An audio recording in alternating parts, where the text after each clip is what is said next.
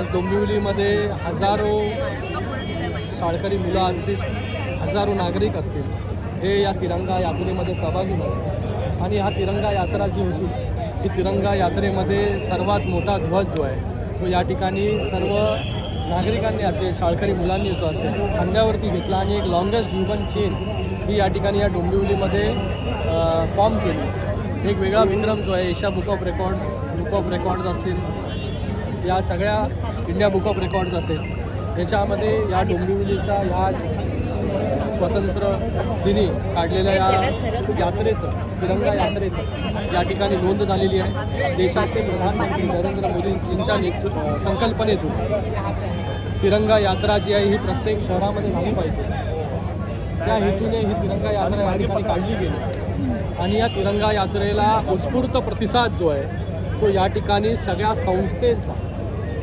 50पेक्षा जास्त डोंबिवलीतील संस्था ज्या आहेत यामध्ये सहभागी झाल्या. 50पेक्षा जास्त शाळा ज्या आहेत त्या डोंबिवली आणि या पंचक्रोशीतील ज्या आहे या तिरंगा यात्रेमध्ये सहभागी झाल्या. लहान लहान मुलं, आपण जेव्हा जेनझीबद्दल बोलतो, आज जेन अल्फा देखील जे आहे ही लहान मुलं देखील या तिरंगा यात्रेमध्ये सहभागी झाले होते. आणि त्या मुलांनी जे आहे हा तिरंगा जो आहे तो आपल्या खांद्यावरती जो आहे, इतका मोठा तिरंगा आपल्या खांद्यावरती घेतला होता. आज फक्त त्यांनी जो आहे हा लॉंगेस्ट आणि बिगेस्ट तिरंगा जो आहे तो खांद्यावरती फक्त घेतला नव्हता, त्यांनी देशाची जबाबदारी देखील जी आहे ती आपल्या खांद्यावरती घेतलेली आहे. आज देशाला स्वातंत्र्य होऊन जे आहे ते 80 वर्ष पूर्ण झाले. आज देश कुठल्या दिशेने जातो आहे, आज देशाचं नेतृत्व जे आहे हे नरेंद्र मोदीजी करत आहेत. कशा प्रकारे गेल्या 12 वर्षामध्ये जे आहे हा देश फ्रजाईल 5 इकॉनॉमीमधून टॉप 5 इकॉनॉमीमध्ये घेऊन येण्याचं काम जे आहे देशाचे प्रधानमंत्री नरेंद्र मोदीजींनी केलं. आज देशाकडे तिसरी मोठी अर्थव्यवस्था म्हणून पाहिलं जातं.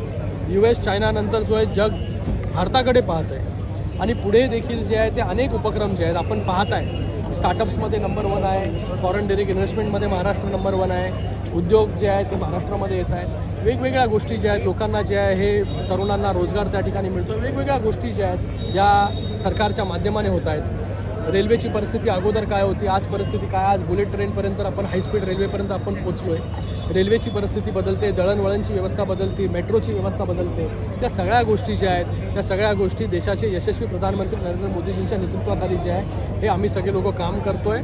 आणि आज देश एक वेगळ्या दिशेला चालतो आहे. जग जे आहे हे भारताकडे एका उमेदीने पाहतो. साहेब, जेनझी जी आहे ही जी आपली तरुण पिढी आहे ही खूप हुशार आहे. कोण त्यांच्यासाठी उभं राहत आहे, कोण त्यांच्यासाठी काम करतं आहे, कोण त्यांचं ऐकतं आहे खुल्या मनाने, हे देखील ते पाहत आहे. आणि नक्कीच त्यांच्या ज्या काही सूचना असतील त्या सूचना ज्या आहेत त्या सूचना सरकार जे आहे गांभीर्याने घेईल. आणि पुढे ज्या काही गोष्टी करायच्या आहे, वाटचाल करायची, त्यांच्या ज्या सूचना असतील त्या नक्कीच ज्या आहे या सूचनांचं पालन जे आहे त्या ठिकाणी होईल. आज नरेंद्र मोदीजींनी देखील युवकांबद्दल जे आहे हे लाल किल्ल्यावर दिल्लीमधून जे आहे हे त्या ठिकाणी संबोधन केलेलं आहे.